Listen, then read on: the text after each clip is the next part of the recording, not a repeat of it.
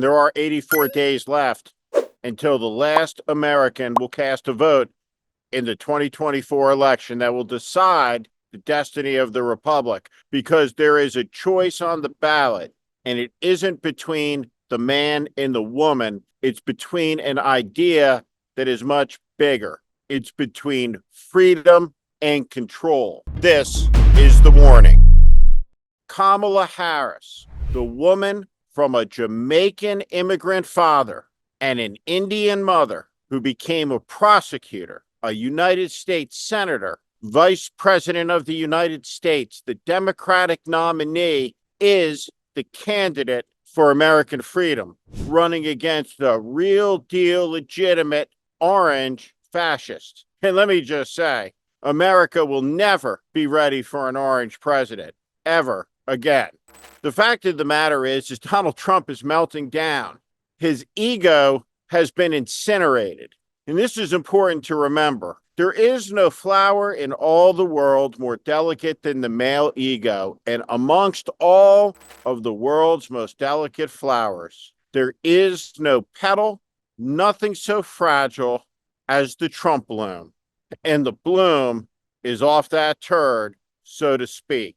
Donald Trump was measuring the drapes. The apogee of his campaign was the exact moment cynicism decided to show us in resplendent glory all that's achievable when you put nothing ahead of principle except your ego and the bottom line. And of course, I'm talking about billionaire loudmouth know-it-all, the most unctuous American, Bill Ackman. Now, the voluble billionaire told us he would soon reveal to us why it is that he endorsed Trump.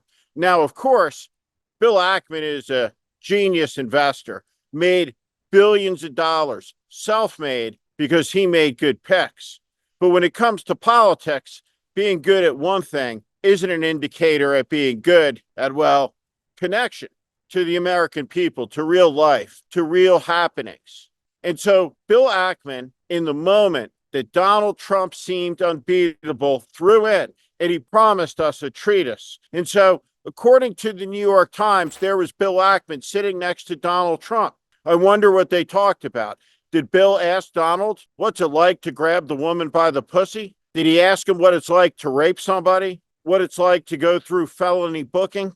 What's it like to ask if the military could fire on peaceful protesters? Did he ask why it is that Donald Trump didn't want a wounded American warrior around him? Did he ask why he couldn't be bothered to go pay homage at an American cemetery in France? No, he didn't ask him about any of those things. He didn't ask him why he said there's good people on both sides. He didn't ask him why he dined with the neo-Nazi Nick Fuentes. What he did was he evaluated a return like a lot of people. And now that ship is sinking. It's appropriate that Donald Trump would put the anthem from the movie Titanic at his campaign rally, because that's precisely what's happening. He's going down, it's sinking. And now Trump is retreating.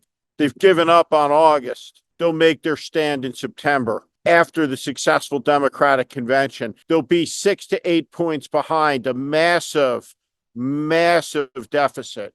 But Trump will have a good day. He will get the ball back.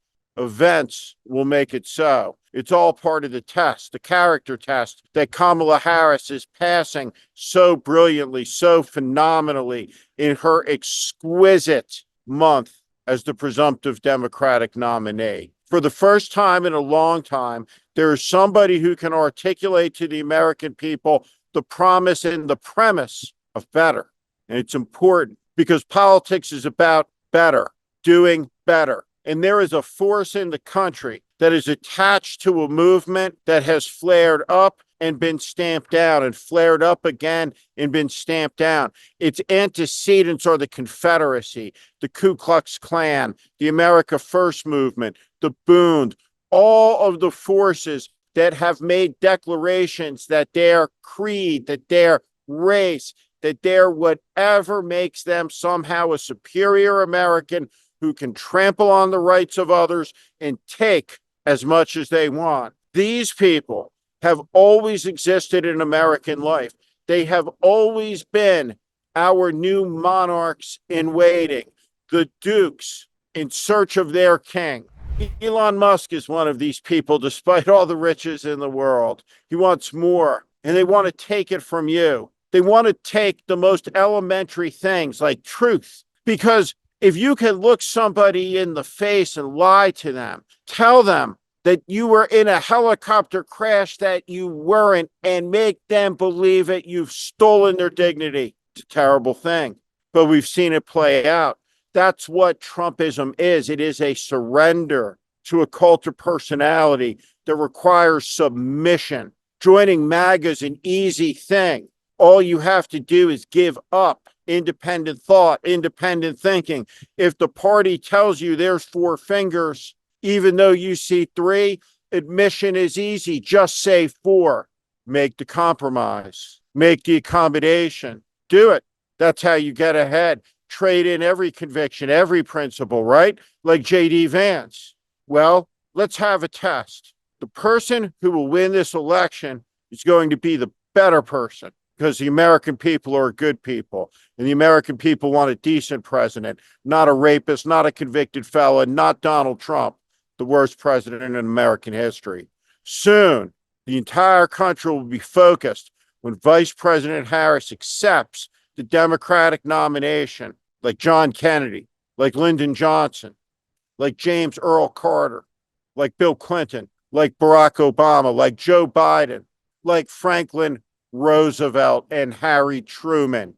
Vice President Kamala Harris has been touched by that hand of destiny.